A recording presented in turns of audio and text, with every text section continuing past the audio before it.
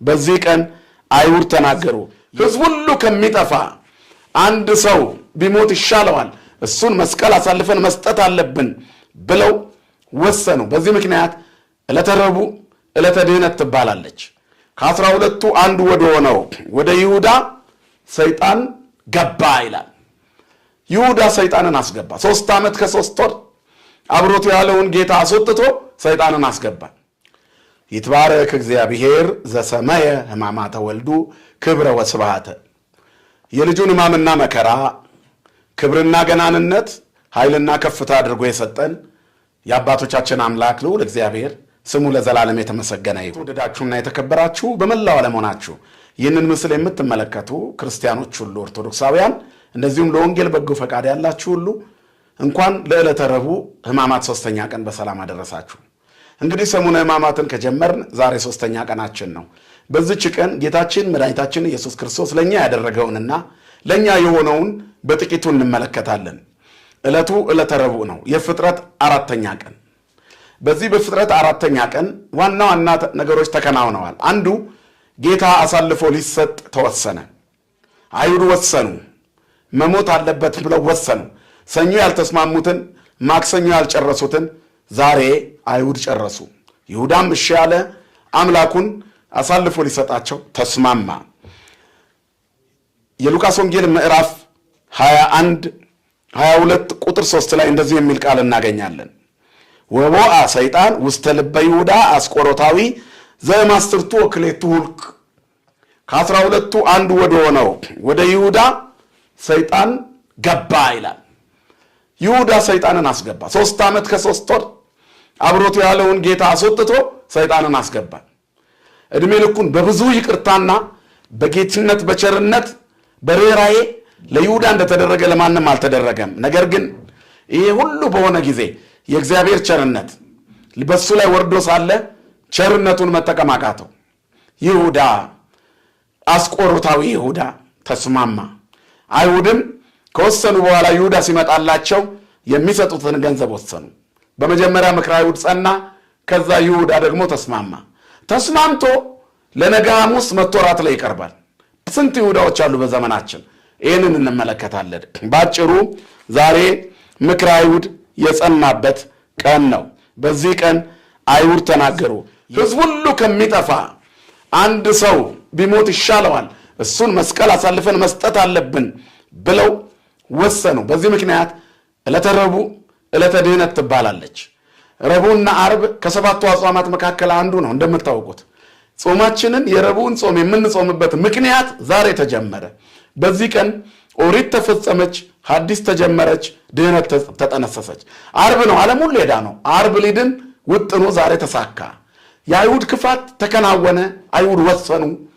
ክርስቶስ ሊሞትን ፈቃደኛ ሆነ። ነፍሴን በፈቃድ አሳልፌ ልሰጣት ስልጣኔን ነው ያለ ጌታ አይሁድ ሲወስኑ አልከለከላቸውም። ሊሞት የተወለደው እግዚአብሔር የመጣበትን ምክንያት ተግባራዊ ሊያደርግ ሰዓቱ ደረሰ። ለደቀ መዛሙርቱም አላቸው፣ ሰዓቴ ደርሷል፣ ቀኑ እያጠረ ነው፣ ጥቂት ጊዜ እኔን የማታዩኝ ሰዓት እየደረሰ ነው አላቸው። ከእናንተ መካከል አንዱ አሳልፎ ይሰጠኛል ብሎ መናገር ጀመረ። እግራቸውን ሐሙስ ዕለት ባጠበ ጊዜ የተናገረውን በነገው ዕለት የምንመለከተው ይሆናል። ለደቀ መዛሙርቱ ሲናገር ከመካከላቸው አንድ ሰው እንዳለ ሰዓቱ በደረሰ ጊዜ ይነግራቸዋል። ይህ ሁሉ የተናገረው ይሁዳ ከተስማማ በኋላ ነው። ይሁዳ እሺ ያለ፣ አይሁድ ደስ አላቸው። ይችን ቀን አስቧት። ክፉዎች ደስ አላቸው።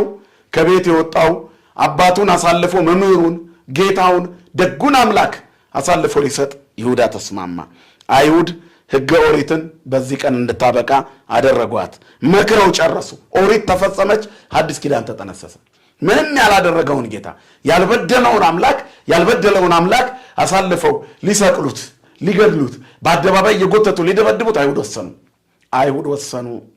ከዚህ በኋላ ነው እንግዲህ የማርያም እንባ ዓርብ ይፈሳል። ትውልዱ ሁሉ ያለቅሳል። ምስኪኖች ንጹሐን ያለቅሳሉ። ክፉዎች ስቀለው ይላሉ። የገሊላ ሴቶች ያለቅሳሉ።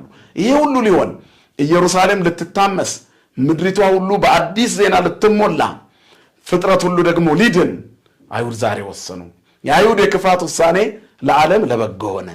ስለዚህ ዛሬ ምክረ አይሁድ የጸናበት ነው። ሰኞ ተሰብስበው ነበር፣ አልተስማሙም። ማክሰኞ ተሰብስበው ነበር፣ በሞቱ ላይ ተስማምተዋል ትላንት እንደተነጋገርነው። ነገር ግን በምን አይነት ሁኔታ እንዳለ ፍጹም አልጸናም። ዛሬ ምክረ አይሁድ ጸና። ከዚህ ቀን ጀምሮ የኦሪት ታሪክ አበቃ። በክርስቶስ ሞት የኦሪት ታሪክ ሊያበቃ ዛሬ ተጠነሰሰ። ኦሪት ተፈጸመች። ከዚያ በኋላ ሐዲስ ኪዳን ተጀመረች። አሁን የአይሁድን ክፋት የምናስብበት የጌታችን የኢየሱስ ክርስቶስን ፍጹም ፍቅር የምናይበት ሰዓት እየደረሰ መጣ። የይሁዳም ለመሸጥ አሳልፎ የሚሰጥበት ነው። ስለዚህ በዚህ ቀን ምክረ አይሁድ የጸናበት እንደሆነ ቤተ ክርስቲያንም ታስተምራለች፣ መጽሐፍ ቅዱሱም ይነግረናል። ጸሐፍት ፈሪሳውያን በትላንትናው ዕለት ቀርበው በምን ስልጣን ታስተምራለህ ብለውት ነበር። ረዥም ሰዓት በብዙ ምሳሌ አስተምሯቸዋል፣ ብዙ ተናግሯል። ዛሬ ግን ያንን ሁሉ ሰምተው የተመለሱ ሰዎች ሊፈትኑት እየመጡ ሲጠይቁት የነበሩ ሁሉ በማግስቱ ረቡዕ ጠዋት ሁሉም ተሰበሰቡ። የአይሁድን ሸንጎ የተቀላቀሉ ረበናት አይሁድ መምህራን በሙሉ በስብሰባው ላይ ሁሉም በአንድ ድምፅ ያለማንም ተቃዋሚ ምክረ አይሁድ ጸና። ከዚህ በፊት በማታ ወደ ጌታ መጥቶ የነበረው ኒቆዲሞስ አክሽፎባቸው ነበር። አሁን ግን እነሱ ተሰበሰቡና ጌታችንን አሳልፈው ለመስቀል ተስማሙ። ማን ይሰጠናል ብለው ሲያስቡ ከ12ቱ አንዱ መዝሙረኛው ዳዊት የተናገረለት ዘይሴሰ የክለየ አንስአ ሰኮናሁ ላለየ እንጀራዬን የበላ ተረከዙን በእኔ ላይ አነሳ ብሎ የተናገረው ይሁዳ ጌታውን አሳልፎ ሊሰጠው ተስማማ። ይሁዳ ብዙ ታሪክ ያለው ሰው ነው። እዚህ ላይ ይሁዳ አባቱ ክፉ ሰው የነበረ ሰው ነው። በአንድ ወቅት ዕንባቆም የተባለ የእግዚአብሔር ነቢይ ሲመላለስ የይሁዳ አባት ተቀምጦ በድንጋይ ላይ ተቀምጦ ዝም ይለው ነበር። የእግዚአብሔር ሰው ሲያልፍ ሲመለስ ቀና የሚል ሰው በንቀት ተቀምጦ ባየው ጊዜ ድንጋይ በድንጋይ ላይ ተቀምጧል ብሎት ነበር። ምንድነው እሳ ብለው ሲጠይቁ ከዚህ ሰው የሚወለደው አባቱን ይገድላል፣ እናቱን ይደፍራል ብሎ ተናገረ። ከዚያ በኋላ የይሁዳ ታሪክ ጌታውን ይሸጣል ተብሎ ተናገረ። ከዚህ በኋላ የይሁዳ ታሪክ በዚህ ይጀምራል። ገባና ለባለቤቱ ነገራት ይላል ትርጓሜያችን። አንቺ ይሄ እግዚአብሔር ሰው ነኝ እያለ የሚመላለሰው ዛሬ ስለኔ እኮ እኩይ ትንቢት ተናገረ። ዛሬ የሚጸነሰው ከዚህ ሰው የሚጸነሰው ልጅ በፍጹም መልካም ሰው አይሆንም። አባቱን የሚገድል እናቱን የሚያገባ መምህሩን ጌታውን የሚሸጥ ክፉ ነው ብሎ ተናግሯል። ምን ቢሆን ነው? ስለዚህ አንቺም ተጠንቀቂ፣ እኔም እጠነቀቃለሁ ብሎ ነገራት ይባላል። ኋላ መጠጥ ቀመሰና ገባ፣ ከሚስቱም ጋር ተኛ። በመጨረሻ ይሁዳ ተጸነሰ። ምን እናደርግ ብለው ነበረ፣ ለማደጎ ሰጡት ይላል። አንድም ይሁዳ ከወጣ በኋላ ወጣ። ከዚያ በኋላ እሱ ይሁዳ የነበረበት ሀገር ላይ የነበረ ሕዝብና የይሁዳ አባት ያለበት ሀገር ሕዝብ ጦርነት ጀመሩ። ይሁዳም በጦርነት ጊዜ አባቱን ስለማያውቀው በጦር ሜዳ ገደለው። የነቢዩ ትንቢት ተፈጸመ። ሁለተኛው ሶስተኛው መምህሩን ይሸጣል ተብሎ ስለነበረ በዚህ ነገር ላይ በጣም እናቱን ይደፍራል ተብሎ ተነግሮ ስለነበረ በዚህ ነገር ላይ እናቱ በጣም ተሳቀቀች።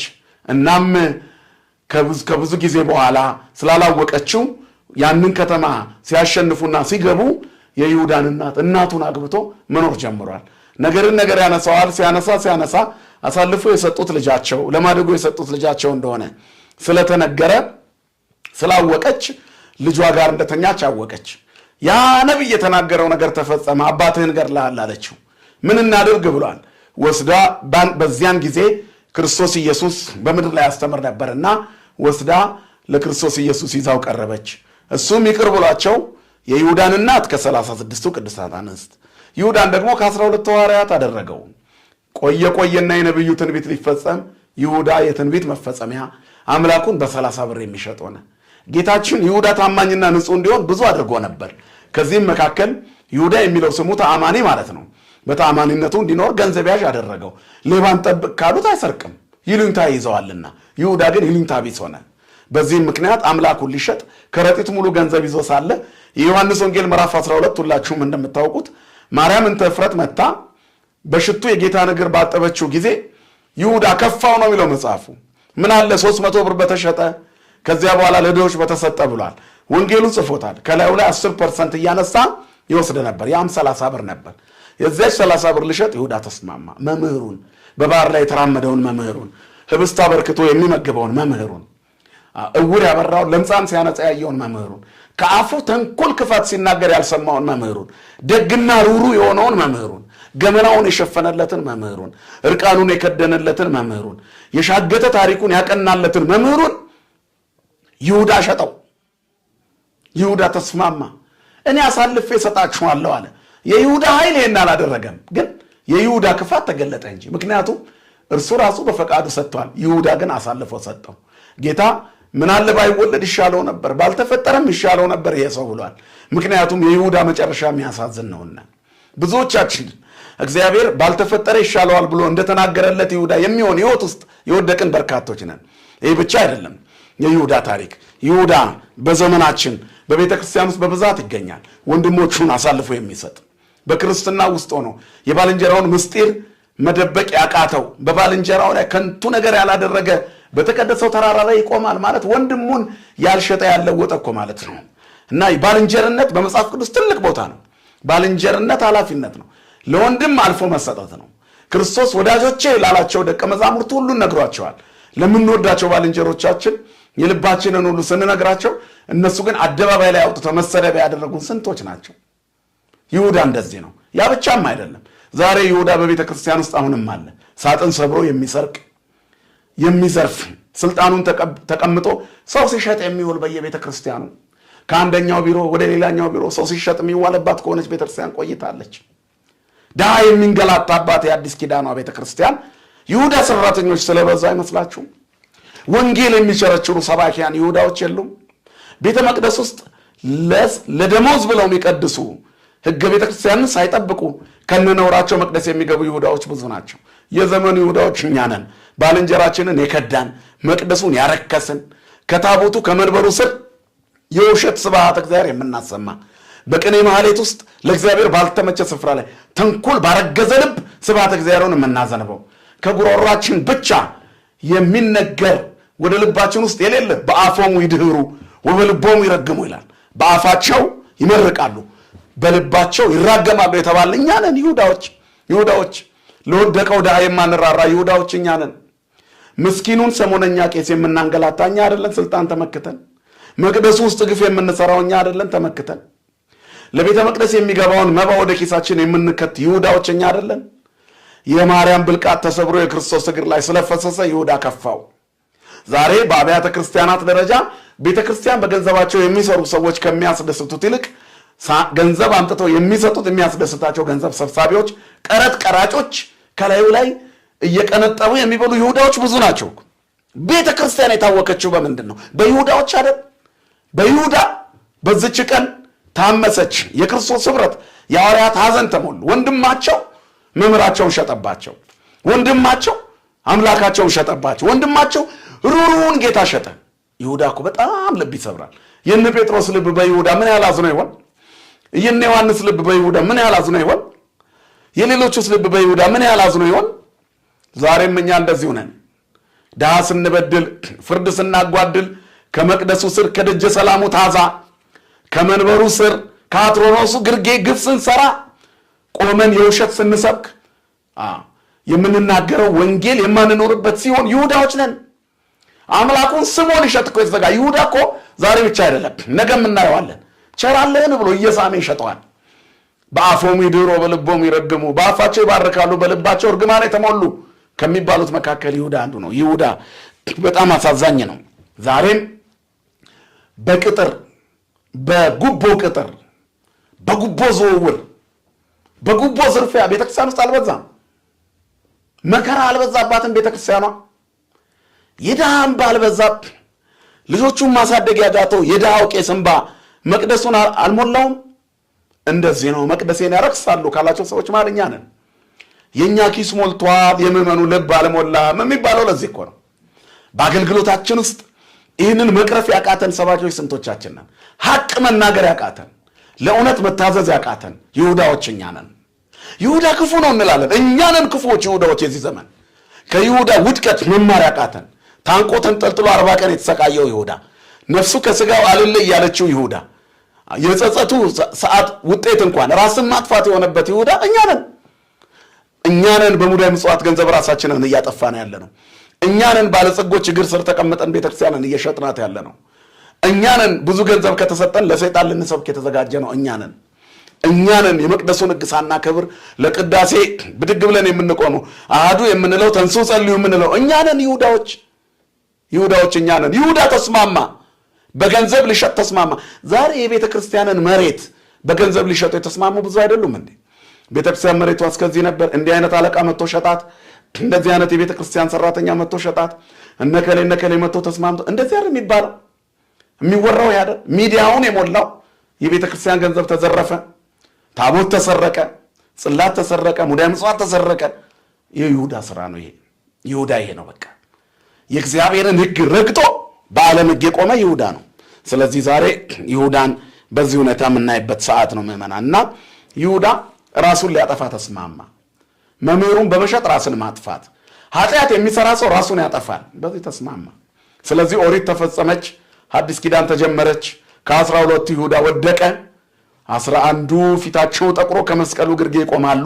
አንዱ ይሁዳ ብቻውን እንጨት ላይ ይንጠለጠላል። የዛን ቀን አምላኩ በዕፀ መስቀል ላይ በችንካር ተመቶ ሲውል እሱ ደግሞ በጸጸት ብሩን ሳይበላው እንጨት ላይ ይንጠለጠላል። የማንበላውን ገንዘብ የምንሰበስብ እኛ ነን። የቤተ ክርስቲያን ገንዘብ፣ የድሃ ገንዘብ፣ የምስኪን ገንዘብ መስረቅ ይሁዳነት ነው። ትልቅ መስቀል አንገት ላይ አርጎ የካራ ህይወት መኖር ይሁዳነት ነው።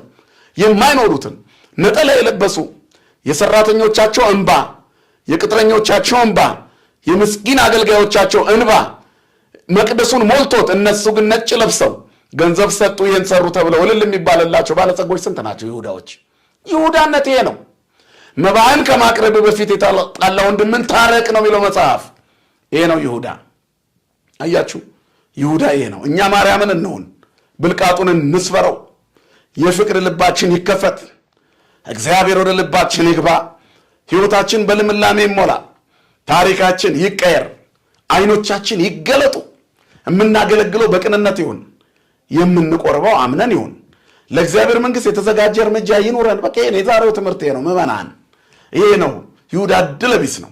ጴጥሮስ ተመልከቱ፣ ራመድ ብሎ ነበር፣ ተጸጽቶ ይመለሳል። እንማረዋለን። ጴጥሮስንም ድንቅ ታሪክ ያለው ሰው ነው። ሌሎቹም ደቀ መዛሙርት እንደ ማንኛውም ሰው በርግገው ነበር። እንደ ይሁዳ ግን ሸጠው አልበረገጉም። ሸጠው የሚበረግግ ይሁዳ መመለሻው ያማረ አይሆንም። ስለዚህ ምዕመናን አሳልፈን አምላካችንን የሰጠነው እኛ ጭምር ነን እና ዛሬ ይሁዳ የአስቆሮቱ ይሁዳ ተስማማ። ይሁዳ ቤተ ክርስቲያንን እንድትመሰረት የቤተ ክርስቲያን መሪ ክርስቶስ በደሙ እንደሚዋጃት ይሁዳ አላወቀም። በተዋጀችዋ ቤተ ክርስቲያን ውስጥ ግን አባል ሆኖ የመኖር እድሉ የተበላሸበት ነው። አምላኩን ሸጦ በዛው ጠፋ። ገንዘብ ያዥ የነበረው ይሁዳ፣ ታማኝ የነበረው ይሁዳ፣ የተሰጠውን አደራ መቀበል ያቃተው ይሁዳ እርሱ ነው። እኔና እናንተም ብዙ ጸጋዎች ተሰጥተውናል። ይሁዳዎች ከመሆን እግዚአብሔር ይጠብቀን። የተሰጠንን ጸጋ እንጠቀምበት፣ ድሃ እንደግፍበት፣ ምስኪኑን እናንሳበት፣ ዘረኝነትን እናስወግድ። ዘረኝነት የይሁዳ ነው። ጭፍን ብሔርተኝነት የይሁዳ ነው። አብሮ የኖረው ዘመዳቸውን አሳልፈው እየሰጡ የሚኖሩ ይሁዳዎች አሉ። ብዙ እኮ የምንሰማው ነገር አለ። የድሃ ቤት አስፈርሰው ብር በከረጢት ጉቦ ሰጥተው ሕንፃ እንገነባለን ብለው ምስኪን ጎረቤታቸውን ገፍተው ሜዳ ላይ ወድቆ እነሱ ግን በትልቅ ፎቅ ስር መኖር ያቃታቸው ሰዎች የሉም። አልበላውም ይሁዳ። ድሃ አስለቅሳችሁ ፎቅ የምትገነቡ ከምስኪን ነጥቃችሁ ሕንፃ የምትደረድሩ ሰዎች ይሁዳ ናችሁ። አትበሉትም። አንጀቱ ተዘርግፎ ነው ይሁዳ የሞተው። እንደዚያው ነው የምትሆኑት። ገንዘባቸው የስኳር ክምችት፣ የኮሌስትሮል ክምችት፣ የጉበት የኩላሊት ፌለሪቲ ክምችት የሆነባቸው ሰዎች አሉ። እንባ በድሃ እንባ ሲበሉ በሽታ ነው። በድሃ እንባ ሲኖሩ መርገም ነው፣ ይሁዳነት ነው። ይዘግቡ ወዘኢያእምሩ ለዚህ ያስተጋበው ይላል መዝሙረኛው ዳዊት። ይሰበስባሉ፣ ያከማቻሉ፣ ድሃ አስለቅሰው፣ ፍርድ አጓድለው፣ ጉቦ ሰጥተው፣ ሕግ ጥሰው፣ የመንግስትን ሕግ ምድራዊውንም ሕግ ጥሰው፣ ከሰማያዊም ሕግ ጥሰው በጣም ሀብታም ይሆናሉ። አቦይ አቦይ ይባላሉ፣ አንቱ አንቱ ይባላሉ። አይበሉትም፣ ለታቦትም አይሰጡም። ስስታም ባለጸጎች መልተዋል። በቃ ሲሞቱ ነው የምናውቀው። ይህን ያህል የነበረ ሀብት ያላቸው ተብለው አንድ ቤተክርስቲያን ያልሰሩ ምስኪን ደግሞ ባለ ሀብቶች አሉ።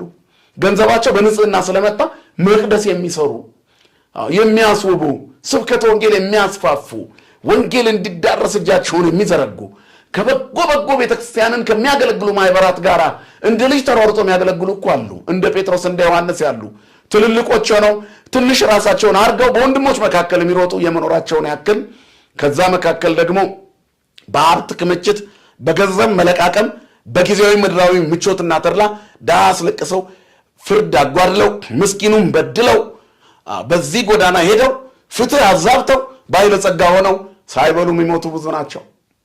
የማትጠቀሙበትን አታከማቹ። የማትበሉትን እንጀራ አትሰብስቡ። ጌታ ይመጣል፣ ለእያንዳንዳችን እንደ ስራችን ይሰጠናል። ፍርድ ከእግዚአብሔር ቤተ መቅደስ ጀምሮ እያንዳንዱ የሚፈረድበት ቀን ይመጣል እና የይሁዳ ሕይወት እንዳይገጥመን አምላካችን እግዚአብሔር ይርዳን። ዛሬ ዕለተ ረቡዕ ናት እንዳልኳችሁ፣ የፍጥረት 4ኛ ቀን፣ የሕማማት 3ኛ ቀን፣ ይሁዳ እሺ ያለበት፣ አይሁድም ተስማምተው የጨረሱበት፣ አምላክ ሊሸጥ አልፎ ሊሰቀል የተወሰነበት ቀን፣ የአይሁድ ፋሲካ ዋዜማ፣ የአዲስ ኪዳን መነሻ፣ የኦሪት ፍጻሜ እቺ ቀን ናት። ድህነት ትባላለች። ዛሬ ረቡዕ የተጀመረው የድህነት መነሻ ዓርብ ለሁላችንም ሲሰቀል ይፈጸማል። ተፈጸመ የሚለውን ቃል ሰምተን ዕለተ ስቅለቱን አስበን ትንሣኤውን የምንናፍቅበት ቀን እንዲደርስ አምላካችን እግዚአብሔር ይርዳን። እንበለ ደዌ ወሕማም ወእንበለ ጻማ ወድካም አመ ከመ ዮም ያብጽሐክሙ በፍስሐ ወበሰላም አሜን።